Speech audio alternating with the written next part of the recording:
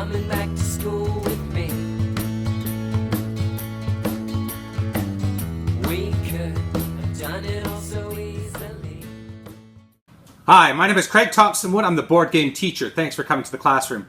Today is Saturday, May 2nd, 2020, and this is my monthly update, which I haven't done for the last couple of months. I know, and I apologize for that, but this is something I do think is very important, not only for me to keep myself accountable and to give myself those goals I want to achieve during the course of the month, but also to you, the viewer, so that way you have a sense of what I have planned for the month, and that way if you have a question or a thought or something you might like me to, elaborate, embellish upon, then please let me know, and then I can try and fit that into this month's agenda. And if I can't do it this month, then I will for sure work to get it in for the next month.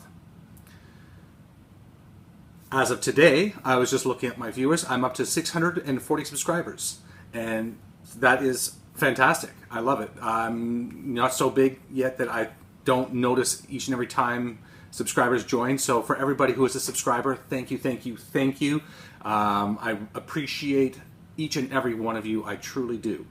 Every time I see a message going off saying I have a new subscriber, it's an exciting thing for me, and I love to see that. So I thank you all for subscribing to the channel, and I hope to make the content and this subject matter on the channel worthy of your subscription. So yesterday I did a discussion with Minn State on distance learning, gamification, and game-based learning in a distance learning model. And I will look for those links, and when I get those links, I'll attach them to Twitter, Facebook, and if I can, I'll repost the video here if I'm able to.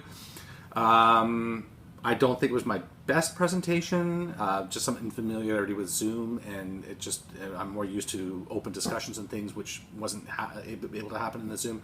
So, yeah, I don't like to make excuses, but that was a pretty big deal. I guess now that I've done it once with the Zoom, that kind of online presentation, I will be more prepared. But there was a lot of great discussion that came out of that, and I was happy for anybody who came out. Thank you for spending the time there with me, and there was some great discussions that came out of it. One question, though, has been resonating with me. It's I don't think I answered the question well enough. It was just the question was, how do you begin? In terms of gamification, where do you start? Where they were asking, is there a site or something that I could recommend that would give them ideas of how to do beginner steps into gamification? And I just said, do a search. I said I didn't have any knowledge of any particular sites or things. Well, I'm going to do one better. Tomorrow, my goal is to film a video talking about beginner steps to gamification.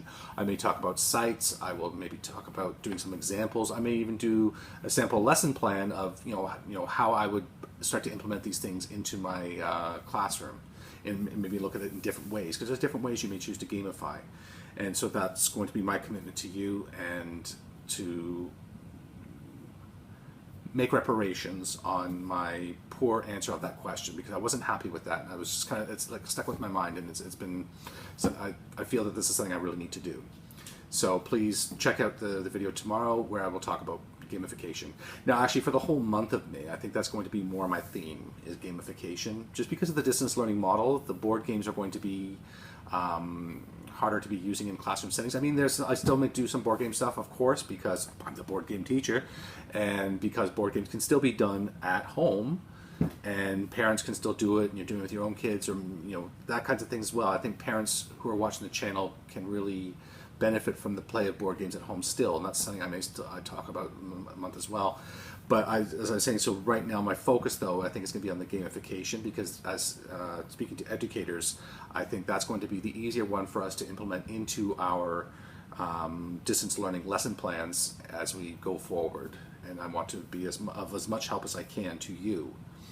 I also want to do a playthrough of a cooperative board game where I'm just playing solo, or it doesn't have to be a cooperative board game. It could be a solo board game. I know, game like Wingspan has a solo mode.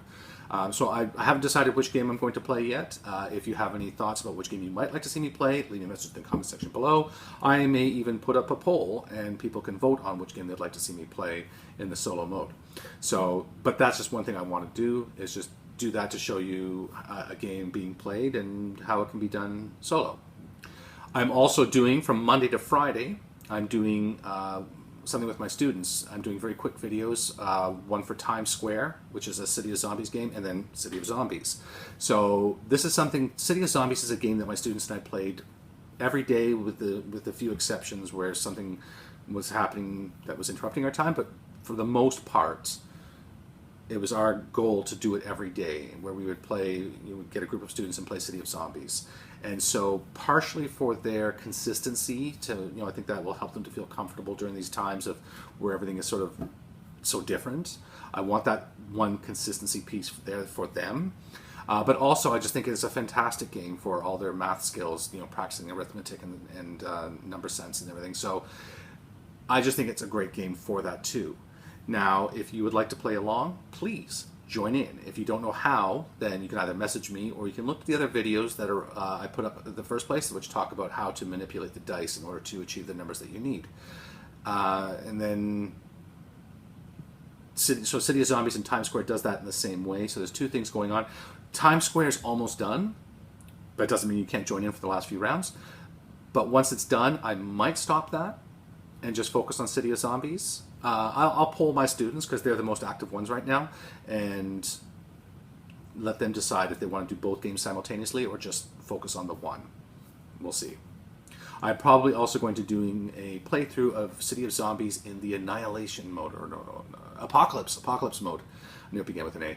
And this is something that I've never done. My students have never done. They've questioned some of the things because there's little symbols on the zombie cards which are used only in the Apocalypse mode. So maybe I'll try it.